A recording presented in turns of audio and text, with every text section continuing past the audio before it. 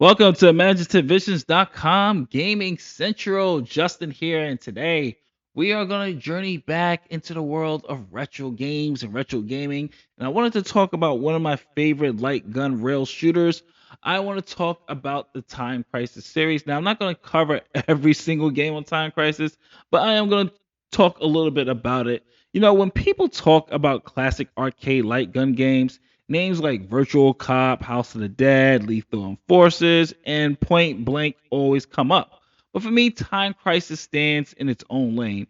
This was not just another game where you point a plastic gun at the screen and fire until everything stopped moving. Time Crisis added rhythm, it added pressure, it added defense, just as important as offense. And before we go any further, it's worth clearing up one thing. Time Crisis is not from Sega. It was developed and published by Namco. Later, Bandai Namco, Sega had Virtual Cop and the House of the Dead. But Namco had Time Crisis, and that foot pedal became one of the most recognizable gimmicks in arcade history. The genius of Time Crisis was made simple because you step on the pedal and your character pops up to shoot. Step off the pedal and you hide, reload, and you avoid damage. That one mechanic changed the whole feeling of the game. You were not just reacting, you were timing your shots, managing danger, and fighting against the clock. The timer was always there, pushing you forward, making everything that you do feel more strategic. And if you miss, well, it made things more costly. And this is what made the series special. The first time Crisis hit arcades in 1995 during a strong era for light gun shooters.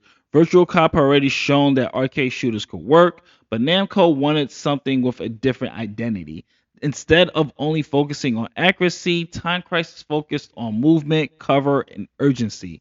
The arcade cabinet itself was a huge part of the experience. The foot pedal made the player physically participate in the action. You were not just holding the gun, you were leaning into that moment, stepping in and out of danger. That made sound small now, but in the arcade, it gave the game a physical connection that home ports could not fully match. The PlayStation port, which I am using for this trip down memory lane, helped bring Time Crisis home, especially with Namco's GunCon controller, but the arcade version remained the true way to experience it. From there, Namco expanded the series with sequels, co-op play, new weapons, bigger set pieces, and spin-offs that played with the same basic formula. Time Crisis is arcade design at its purest. It's not deep in the modern sense, but it understands what it wants to be. Fast, loud, tense, replayable, and built around a simple idea that truthfully never got old. All right, let's talk about the first Time Crisis game. The original Time Crisis follows Richard Miller, and he was a VSSE agent sent to rescue Rachel McPherson, the daughter of the president, Xerxia, and she has been kidnapped by Garo, who wants to restore the old regime. And that's pretty much the story. And the story is what you expect from a simple action movie premise, but it works for the game. We don't really need a huge plot for a light gun shooter. You need a mission, a villain, hostages, and reasons to keep shooting. And gameplay is where the first Time Crisis shines. That pedal system that I told you about gives the game its identity. You pop out, you shoot enemies, you duck behind cover, you reload, rinse, and repeat. And there's a timer that keeps the pressure high. And because each section has to be cleared quickly, the game becomes more memorization as much as reflexes. What really worked for me is how the clearing design is. Even enemies placement matters. Every missed shot wastes time. Every mistake can snowball you. It feels like an arcade game that wants you to learn it, not just survive it. Graphically, the first Time Crisis looks a little rough by today's standards, but come on, guys, it was 1995. And as you can see from the PlayStation 1 version, the polygons, the environments, and cinematic camera movements gave it a strong action feel. And the characters are blocky, the animation is stiff, and the story cutscenes are a bit cheesy, but this is pure 90s goodness because the presentation still has charm and it feels like a mid 90s arcade action film that you will play with a gun. And there's tons of replay value here because the game is short by design. The goal is not just to beat it, the goal is improving, surviving longer, using fewer credits, and eventually mastering each stage. And that is the arcade magic that was Time Crisis 1. Now let's talk a little bit about its sequel, Time Crisis 2. Time Crisis 2 is where the series, I will say, really became this full arcade event and really started to become its own. And this was released in the arcades in 1997. And the big addition was this was a two-player co-op, and this changed everything. Instead of one agent moving through a mission alone, now you have two players who can fight side by side as Keith Martin and Robert Baxter. And the story follows two VSSE agents, and they're trying to stop a corporate villain named Ernesto Diaz, whose company is tied to a satellite weapon. Again, the story is pure action movie 90s, but it fits perfectly. Time Crisis 2 is not trying to be Metal Gear Solid. It's trying to make you feel like you and your friends stepped into a blockbuster shootout. Gameplay keeps the cover pedal system but expands the pace. The two-player setup gives each player their own viewpoint, which makes the action feel bigger. You and your partner are often seeing during different angles of the same battle, which gives the game more of a cinematic feel, if you want to say. It also adds teamwork without making things complicated. This is one of the best entries in the series because it keeps the first gameplay simplicity while making everything feel larger. The pacing is excellent. The shootouts are more exciting. The set pieces are more memorable. And Time Crisis 2 understands that a sequel should not throw away what worked, it should amplify it. Graphically, it is a huge jump from the first game. The environments have more life, the camera work was more smoother, and the action felt more explosive. And the PlayStation 2 port, which you're seeing here, also helped the game reach a wider audience, especially with GunCon support too. And the replay value is the same as the first one. It's fantastic, especially with another player. Solo, it's still fun, but co-op is where the heart of Time Crisis 2 lies. And truthfully, it's where you can get the best experience and where you can tell it was designed for a co-op play. And this is one of those arcade games that still feels alive, even when two people are standing there just shouting at each other for missing shots, laughing, and just wasting your credits, wasting your quarters, wasting your coins. But we also had a game called Time Crisis Project Titan that actually came in 2001 on the original PlayStation. So let's talk a little bit about that one. Now, Time Crisis Project Titan is not one of the number games. Think of this as a side game or spin-off game. And it was released, as I said, on the PlayStation 1 in 2001 and is one of the more interesting side entries. It was not an arcade game at first. It was a PlayStation exclusive and act as a follow-up to the first game's home version. And the story brings back the original character from the first game, Richard Miller, who was framed for the assassination of the president. With limited time to clear his name, Richard has to uncover the truth and deal with an arms dealer. It gives the game a more personal hook because Richard is not just saving someone, he's fighting to prove that he didn't commit the crime, and hell, he's fighting for his life here. And the gameplay is more classic Time Crisis. You shoot, you hide, you reload, and you have a race against the clock. And the major addition is a movement mechanic during certain boss fights. While hiding, you can shoot arrows on the screen to move the different fixed positions. It is a cool idea, but it gives boss fights a little more strategy and makes positioning matter. And what holds Project Titan back is the presentation. I mean, even for a late PlayStation 1 release, it looks dated. The character models were simple, the textures are plain, and the animation was kind of rough. And it feels like the game came out too late for the hardware that was on. Still, for Time Crisis fans, Project Titan has value. It gives Richard Miller another mission. It keeps the classic gameplay intact and experiments with movement in a way that the mainline series would later revisit. Replay value is still the same, depends on how much you love the formula, and casual players may play it once and move on, but fans of the old school light gun games will find it a worth revisit. And then there was another spin-off, and probably one of the most important ones. Let's talk about Crisis Zone. So Crisis Zone is one of the most important spin-offs because it takes the Time Crisis formula and changes the weapon fantasy. Instead of a pistol, you use a submachine gun. And that one change makes the game feel more aggressive. This story you put into the role of Claude, leader of the Special Tactical Force, and has responded to a terrorist takeover of Garland Square near London. It's a straightforward anti-terrorist setup, but it gives the game a different tone from the VSSE spy missions.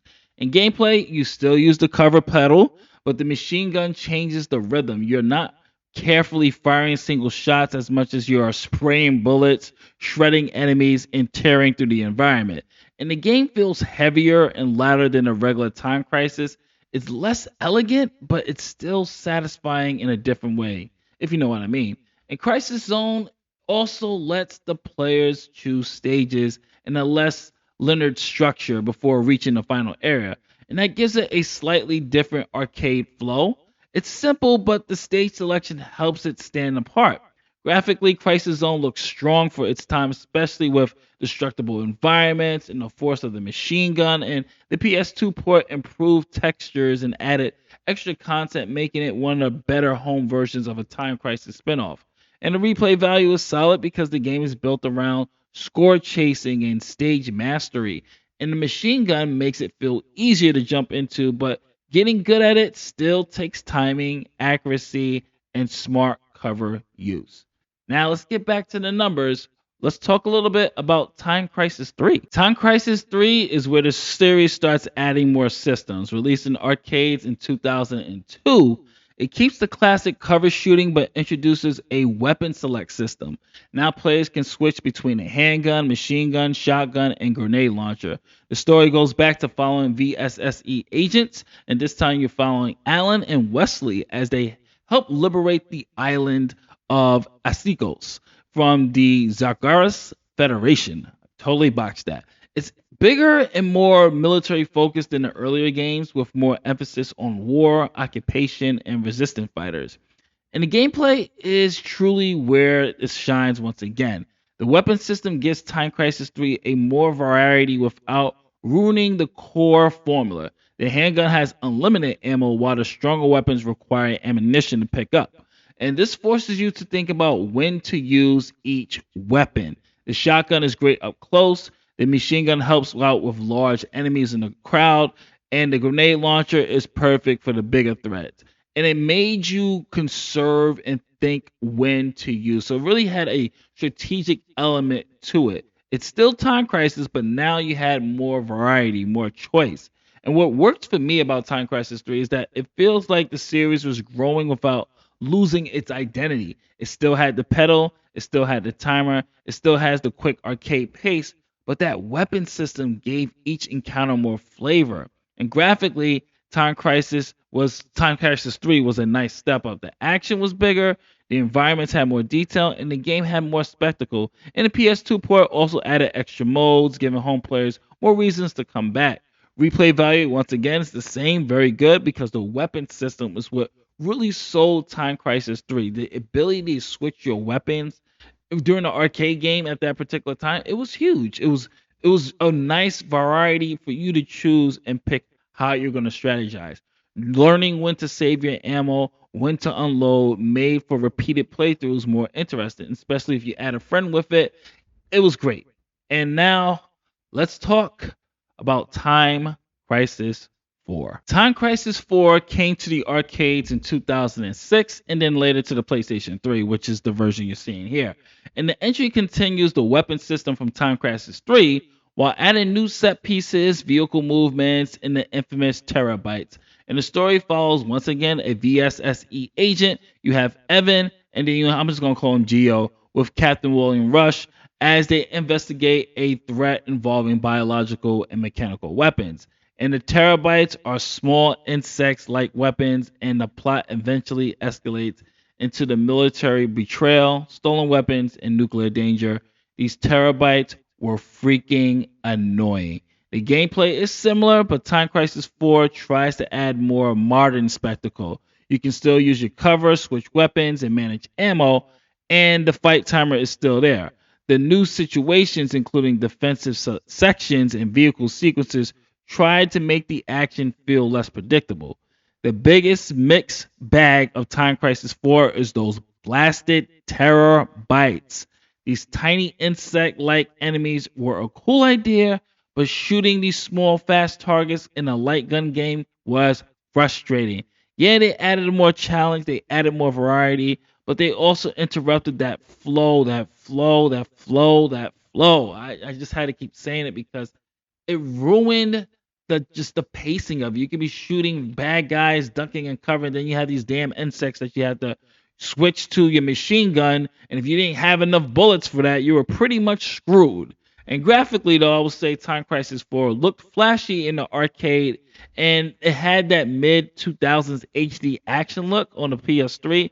And the character models, explosions, environments were clearly more advanced, even if the art direction did not have the same simple charm as the older games. But replay value wise, it's a decent game. But honestly, those terabytes were going to just not have you playing Time Crisis 4. It's a shame because this Time Crisis, most of the Time Crisis games are actually fun and good games.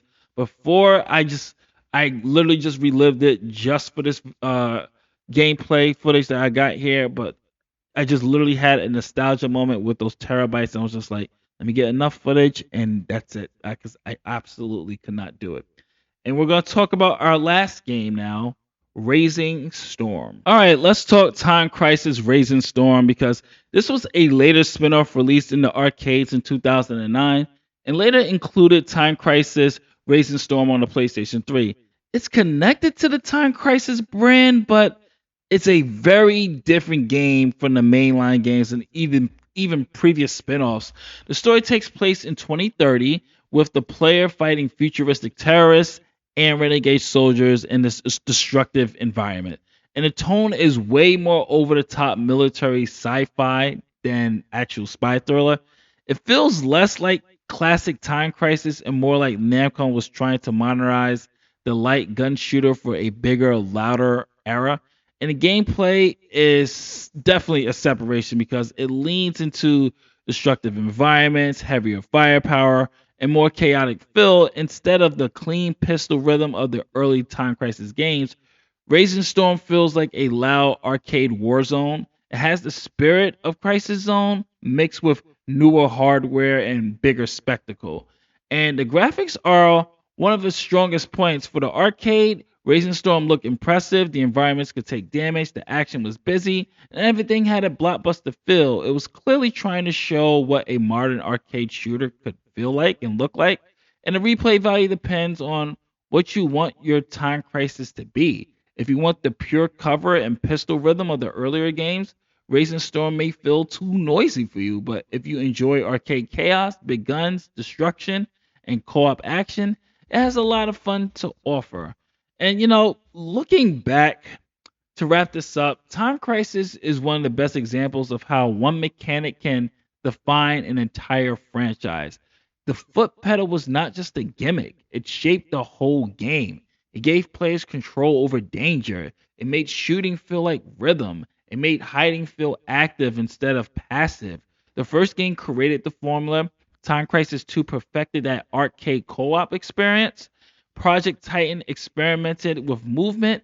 Crisis Zone turned the formula into a machine gun power trip. Time Crisis 3 added smart weapons and variety. Time Crisis 4 pushed spectacle but became uneven. And Racing Storm went bigger and louder. And you know what? The sad part is that the light gun games are not easy to preserve today. Modern TVs do not work with old light guns. You have to have like the same way the CRTs did. And arcades are not what they used to be. But Time Crisis, you know what? It still matters because it represents a kind of game design that was direct, physical, and instantly understandable. You stepped on that pedal, you come out of cover, you fire, you hide, you reload, you race against time. And that was Time Crisis. Simple, stressful, addictive, and still one of the greatest arcade shooting series ever made. Thank you for watching Gaming Central from ImagineDivisions.com. This is Justin. If you like what we do here, hopefully we earned your subscription. Please hit that like button, subscribe button, and notification bell, and stay tuned for more from Gaming Central and more at ImagineDivisions.com. I'll catch you on the next one. Later days.